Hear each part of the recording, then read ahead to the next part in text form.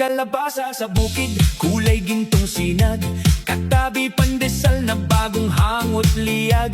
Nagkwentuhan silang dalawa habang tahimik ang dagat. Parang dalawang kaibigan na walang bahid ng ingat. Sabi ng kalabasa, ako'y lumaki sa lupa. sabi ng pandesal, Ako na may sa pugon nagmula.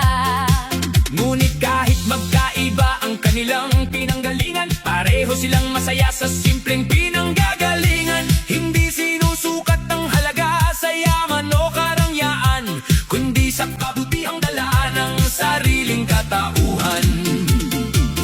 Kalabasa pandesal, Sabay tayong gagalaw, kung may sipag at tiyaga. may bunga ring matatanaw. Kalabasa pandesal, Ikot tayo't sumayaw, hindi hadlang ang hirap. may pangarap na taglahi. Hey, kalabasa! Hey, pandesal! Hey, kalabasa! Hey, pandesal!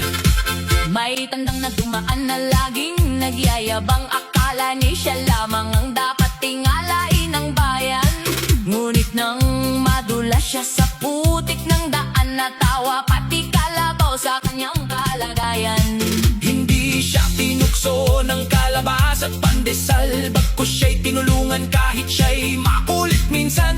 Doon niya natutunan ang tunay na kahulugan, na ang bait ay higit pa sa kayabangang taglayan. Boom, boom, boom! Ika-boom! Kalabasa Pandesal! sa kaliwa, Kanan! Boom, boom! uy, uy, uy. Ay, ay, ay, ay, ay, ay, ay, ay, ay! Boom, tika, boom! Boom, tika, boom! Sayaw barangay, Parang buhay ang mundo na paikot-ikot lang. Minsa'y nasa ibabaw, minsa'y nasa ilalim naman. Ngunit kung marunong kang tumayo sa iyong kinatatayuan, hindi ka maliligaw sa landas ng